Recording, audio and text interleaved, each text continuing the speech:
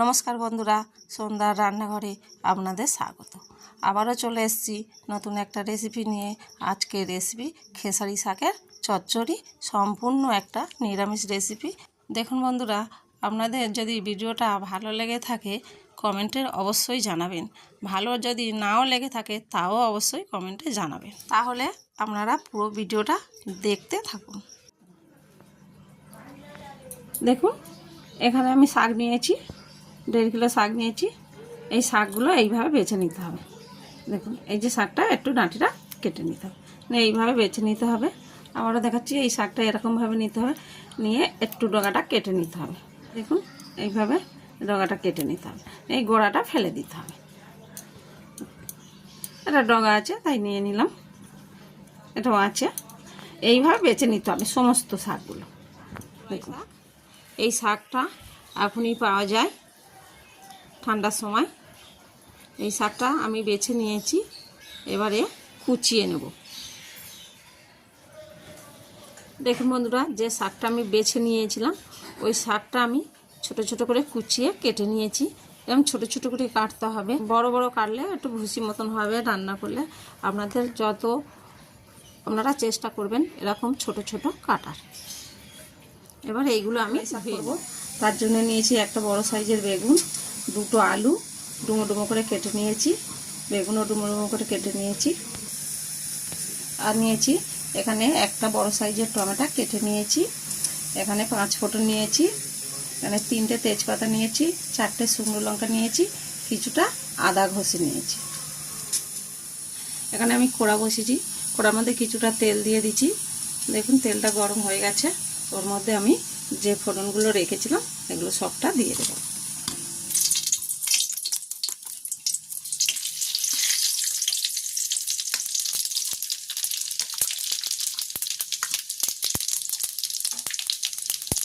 ফোড়নগুলো ভালো করে ভেজে নেব লাল লাল করে।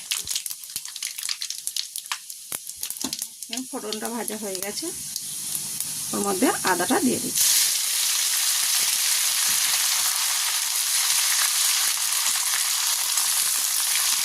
এবং আদাটা ভাজা হয়ে গেছে, যে বেগুন আলুটা কেটে রেখেছিলাম ওটা দিয়ে দিচ্ছি আমি।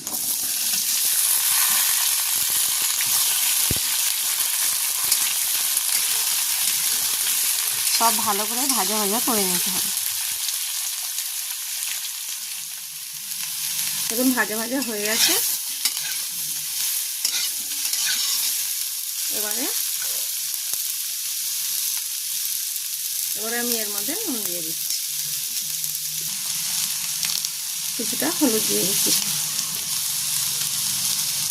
1 চামচ লঙ্কা দিচ্ছি, 1 চামচ জিরে গুঁড়ো দিলাম।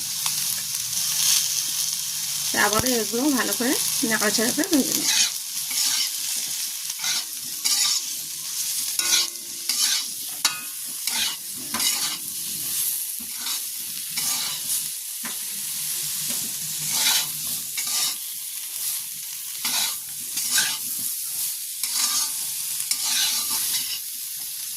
ভাজা হয়ে গেছে, এখন মশলাটা ভাজা হয়ে গেছে।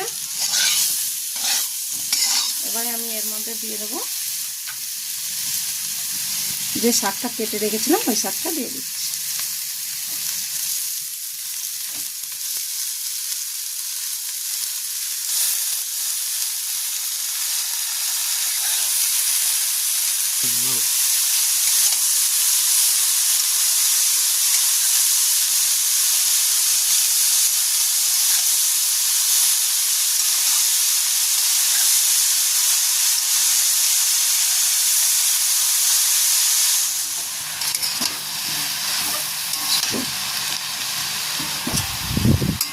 হালকা নাড়াচাড়া করে নিয়েছি।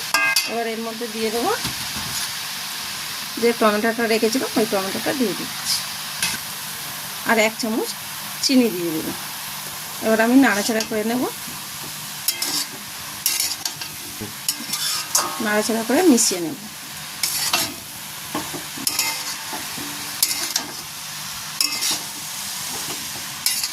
দেখুন, নাড়াচাড়া করে নিচ্ছি কিছুটা সময়, হালকা হালকা জল বেরোচ্ছে। আর আমি মটরশুঁটিটা দিতে ভুলে গেছিলাম, এর মধ্যে দিয়ে দেবো।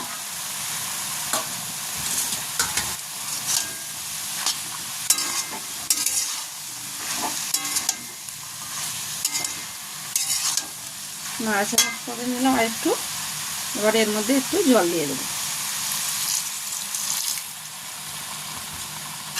আবারও একবার নাড়াচাড়া করে নিচ্ছি, জলটা মিশিয়ে নেব।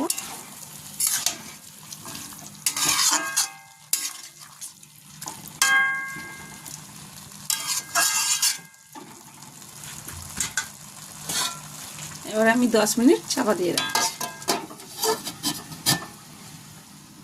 10 মিনিট হয়ে গেছে, এবার আমি খুলে দেখছি।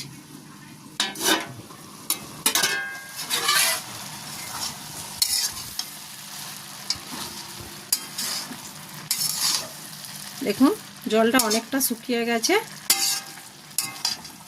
আমি নাড়াচাড়া করে নিলাম। আলুটা প্রায় সিদ্ধ হয়ে গেছে, জলটা শুকনো হবে, তার জন্য আমি আরও 5 মিনিট চাপা দিয়ে রাখলাম। 5 মিনিট হয়ে গেছে, এবার আমি ঢাকাটা খুলছি। দেখুন শাকের কালারটা কিরকম ঘুরে গেছে।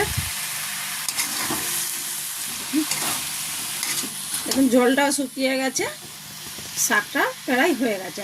আমি আর চাপা দেব না, 1-2 মিনিট নাড়াচাড়া করে নেব। যদি জল থাকে আর একটু শুকনো মতন করে নেব। দেখুন 1-2 মিনিট নাড়াচাড়া হয়ে গেছে, শাকও রান্না হয়ে গেছে। দেখুন কত সুন্দর দেখতে লাগছে। এবারে নামিয়ে নেব।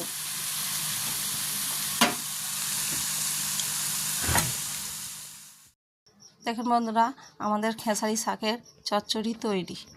এটা কিন্তু খেতে খুবই সুন্দর লাগে আর খেলে শরীরের পক্ষে খুবই উপকারী। আপনারা অবশ্যই একবার বাড়িতে বানিয়ে খেয়ে দেখবেন। আর আমার ভিডিওটা যদি ভালো লেগে থাকে কমেন্টে অবশ্যই জানাবেন।